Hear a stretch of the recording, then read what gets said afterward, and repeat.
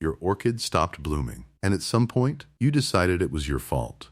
You overwatered it, underwatered it, moved it around the house looking for the perfect spot, like you were rearranging furniture at a crime scene. You may have even Googled orchid funeral flowers, which, given the circumstances, is a bit on the nose. Here's what I need you to hear. It's not dead. It's not even sick. It's doing something that 100 million years of evolution built it to do.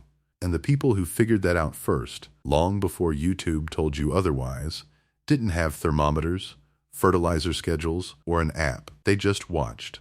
Orchids have been on this planet for over 100 million years, long before humans, long before dinosaurs figured out they were having a bad day.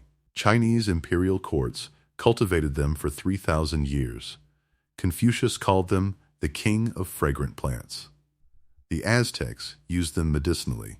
Vanilla, by the way, is an orchid, which means your grocery store has been quietly selling you orchid extract for decades, and nobody thought to mention it. Victorian plant hunters, actual people whose job title was literally plant hunter, which sounds made up, but wasn't, trekked through Central American rainforests, survived dysentery and considerably worse, just to bring orchids back to European greenhouses. None of them had grow lights, specialized fertilizer, or a moisture meter that connects to an app on their phone. And yet they kept orchids alive and blooming, generation after generation. They knew something we forgot. And here's what got my attention. Modern botanists, armed with climate chambers and decades of peer-reviewed data, arrived at the exact same answer those ancient growers stumbled onto through pure observation.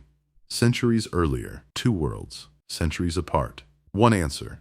By the end of this video, you'll know exactly what that answer is, why your orchid stopped blooming, and the one thing you can do tonight to fix it. No special equipment, no expensive fertilizer. I'm your sarcastic apothecary, and we're just getting started. Before we get to the answer, and I promise we're getting there, we need to talk about the single biggest misconception in orchid ownership. Because if you're watching this, you've probably already fallen for it. Don't feel bad. The Victorians fell for it too, on a considerably more expensive scale. During the height of orchid mania in the 1800s, historians actually called it orchid delirium, which I appreciate for its complete honesty. Wealthy British collectors were spending the equivalent of today's sports car prices on individual specimens. Plant hunters risked their lives bringing them back from Central America and Southeast Asia. And then those collectors killed them. By the thousands, not through neglect, through exactly the opposite. They assumed tropical plants needed constant, intense heat.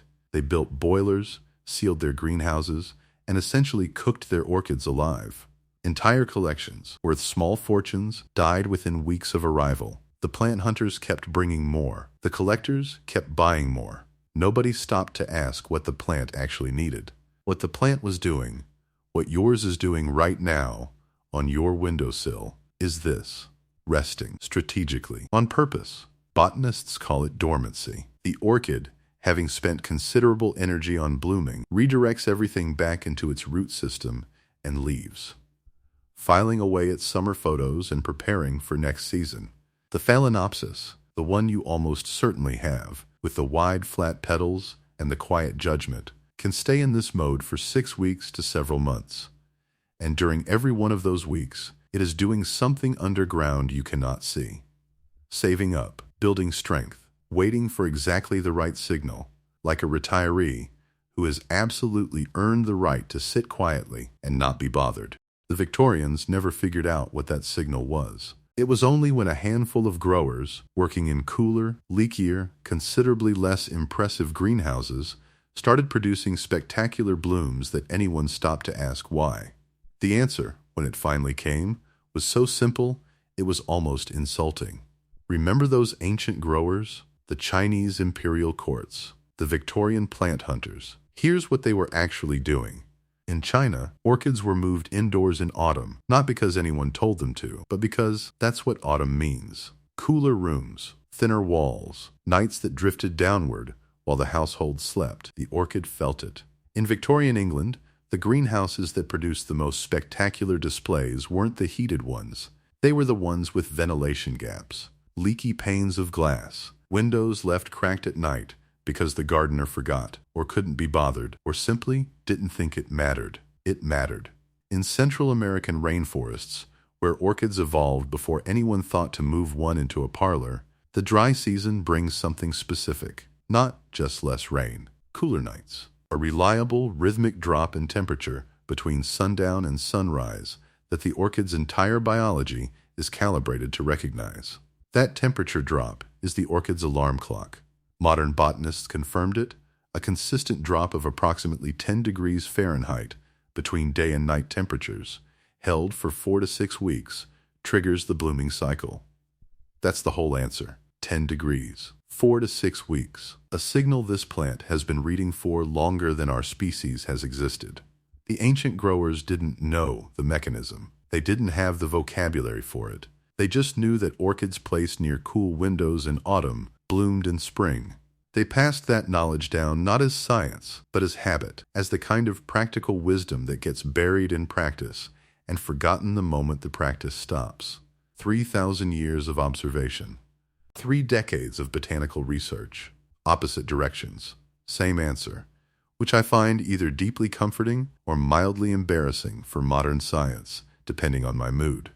So here's what you actually do with that. In fall, or anytime you want to trigger a bloom cycle, move your orchid near a window. Not drafty, not cold enough to damage the roots, just cool.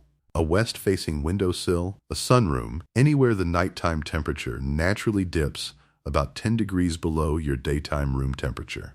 4 to 6 weeks. Normal watering, no drama. Then bring it back to its regular spot. Within a week or two, you'll see it, a small pointed green nub appearing at the base of the plant or along the stem. That is a new bloom spike. Your orchid has been waiting, very patiently, for you to remember something people used to know without thinking about it. You've been very cozy. Your orchid has been very patient. We're going to fix that tonight. Let's talk about roots, because here's where the forgotten knowledge gets almost embarrassingly practical. Before moisture meters and soil probes and devices that send you a push notification informing you that your plant is slightly stressed, which, honestly, same. Gardeners had a different method. They picked up the pot. That's the whole technology. Lift it. Light, the plant is dry and ready for water. Heavy, moisture is still there. Leave it alone. No calibration required. No subscription fee. This technique appears in Dutch and English horticultural texts from the 1600s. Modern growers with expensive equipment eventually verified it. The pot weight method works. Your orchid roots give you the same information visually. Healthy, hydrated roots are bright green, vivid, almost lime green. When they shift to silver or gray, they're thirsty. Think of it as the orchid leaving an empty glass near the sink. The signal is obvious. The ask is polite. The roots that need actual attention are the mushy, brown, collapsed ones, root rot from overwatering. And I say this without judgment, because it is the easiest mistake in orchid ownership. We are conditioned, by every other plant, by every gardening instinct we've ever developed, to equate water with care. More water, more love. The orchid finds this logic completely baffling. Orchids are epiphytes. In nature, they grow on trees, roots exposed to open air, intermittent rain, then long dry periods. Their biology is calibrated for wet, then dry, then wet again. Not constant moisture. Patience. Wait for the silver. Water deeply. Then wait again. Your orchid will tell you when it's ready. It always has. Here's something that tends to surprise people. For over 2,000 years, practitioners of traditional Chinese medicine used a specific genus of orchid, Dendrobium, to treat fatigue, fever, and digestive complaints. It appears in the Sheneng Ben Cao Jing, one of the oldest herbal texts in recorded history. They grew it on rocks and bark, remarkably close to its natural epiphyte habitat, and documented the effects with the careful attention of people who had no pharmaceutical alternative. What they were doing was observation. What they were recording was results. Fast forward to 1989. NASA publishes the Clean Air Study. Its findings: specific houseplants filter measurable indoor toxins. Orchids are among the plants that continue photosynthesizing after dark, making them a functioning biological air system sitting on your windowsill. An ancient herbal text and a NASA study, 2,000 years apart. The same conclusion from completely opposite directions. This plant does something for you. Modern research adds another layer. Proximity to flowering plants measurably reduces cortisol, your body's primary stress hormone. Orchids, with their long bloom cycles and calming presence, are particularly effective. I feel professionally obligated to point this out. This plant costs approximately $12 at the grocery store. No prescription, no copay, no 45-minute hold followed by a transfer to a different department. Nature, as I have said before and will say again, does not charge copays. The ancient growers weren't cultivating orchids because they were beautiful. They were growing them because they worked. The beauty was a bonus, a very compelling bonus, but a bonus. It might be time to remember both. You've moved the orchid near the window, waited, resisted the urge to overwater, overfuss, or repot it out of anxiety. The bloom spike has done its thing and the flowers have dropped. Now what? Before we talk technique, let me tell you where this comes from. In Japanese and Chinese horticultural tradition, cutting above the node, the latent growth point along a stem, was practiced for centuries. Bonsai masters applied the same logic to trees. The underlying knowledge was consistent. A plant's dormant energy concentrates at specific points, and cutting at the right position above one of those points redirects that energy into new growth. This was documented practice long before Western botany gave it a formal name. The Hawaiians called the result keiki, baby. When an orchid produces a secondary plantlet from a node, Hawaiian growers called it the plant's offspring, its next generation, already present in the parent stem, waiting for the right moment. Modern orchid cultivation formalized it into one technique. Here it is. When your bloom spike is finished, examine the stem closely. You'll see small bumps along it, nodes, each covered by a thin papery sheath. If the spike is still green and firm, those nodes are potentially active. Using clean scissors, clean matters, because this is a cut the plant will need to heal. Cut approximately a 1/4 inch above the lowest healthy green node. Move the orchid back to its cool window spot, reduce watering slightly, and wait. Within 2 to 3 months, many Phalaenopsis will produce a new spray of blooms directly from that cut node. Same stem, new flowers. A second act, grown from a growth point that was always there, present, patient, and ready. If the spike is fully yellow or brown, cut it at the base and let the plant rest. One cycle completing so the next can begin, which is exactly what every living thing does when it's functioning correctly. Your orchid doesn't need a second chance. It was never finished with its first one. Here's what I keep coming back to with orchids. This plant has survived on Earth for over 100 million years. It watched the continents move. It outlasted the dinosaurs, ice ages, mass extinctions, and, perhaps most impressively, generations of well-meaning owners who watered it too much. It did all of that not by being loud or demanding, by being extraordinarily patient, by trusting its own biology, even when, especially when, nothing visible was happening. The ancient growers knew this without knowing why. Modern scientists confirmed it with data. Same answer, different language, and now you know it too.